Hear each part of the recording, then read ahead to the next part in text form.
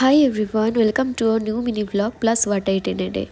তো সকালে ঘুম থেকে উঠে ফ্রেশ হয়ে প্রথমেই এবিসি জুসটা খেয়ে নিলাম।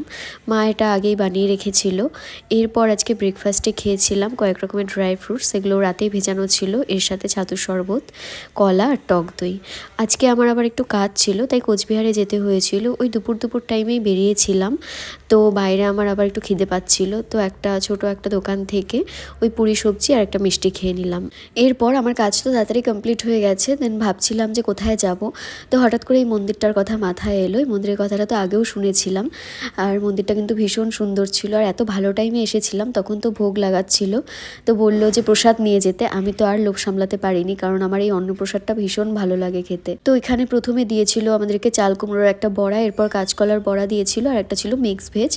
এরপর ডাল দিল, আর তারপর ছিল পনিরের তরকারি, আর সবার লাস্টে একটা মিষ্টি আর তার সাথে লাড্ডু। প্রত্যেকটা খাবার এত ভালো হয়েছিল। এত পরিষ্কার করে খাওয়ার অভ্যেস তো আমার কখনোই নেই, বাট এখানে তো আমি পুরো পরিষ্কার করে খেয়ে নিয়েছি। এরপর ওখান থেকে বেরিয়ে গেছিলাম একটু মদনমোহন বাড়ির দিকে। ভাবলাম যে মদনমোহন বাড়িতে গিয়েও একটু ঠাকুর প্রণাম করে আসি। আর এখানে তো এসে ঠাকুর দর্শন করে নিলাম, অ্যান্ড এরপর একটু চারদিকটা ঘুরছিলাম। এখানেও তো ভীষণ রোদ দিয়েছিল ওই টাইমে, আর কিছুই ভাল লাগছিল না, কারণ চারিপাশেই রোদ ছিল, সেরকম একটা ছায়াও ছিল না। তো তারপর ঠাকুর প্রণাম করিনি, ওখানে আর বেশি টাইম কাটাইনি। ওখান থেকে বেরিয়ে ওটার উল্টো পাশে একটা ঘাট রয়েছে, ওই ঘাটটাতে না আমি কখনো যাইনি। এর আগে আমি মদনমোহন বাড়িতে অনেকবার এসেছি, কিন্তু এই ঘাটটা প্রত্যেকবার দেখি, কিন্তু গিয়ে আর কখনো বসিনি। তাই ভাবলাম যে আজকে গিয়ে একটু বসা যাক। তো ওখানে গিয়ে কয়েকটা ফটো তুললাম, অ্যান্ড বসতে না বসতে ওখানেও তো প্রচণ্ড রোদ দিচ্ছিল। তো তারপর ওখান থেকে বেরিয়ে গেলাম। আর আসার সময়ও আমি আর কিন্তু কোনো কিছুই খাইনি, কারণ ওই প্রসাদটা খেয়েই আমার পেট তো পুরো ভরে গেছিলো।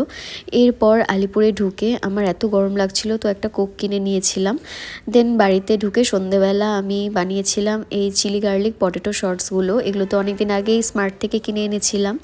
তো ভাবলাম যে আজকে এটা ফ্রাই করা যাক, আর এটা কিন্তু খেতে বেশ ভালো ছিল। আর এটা আমি অনেক দিন আগে একবার কোথাও খেয়েছিলাম, বাট কোথায় খেয়েছি আমার এক্স্যাক্ট মনে নেই। তো রাতের বেলা ডিনারে মা করেছিল ফ্রাইড রাইস, আলুর দম, আর তার সাথে আমি একটু শসা কেটে নিয়েছিলাম।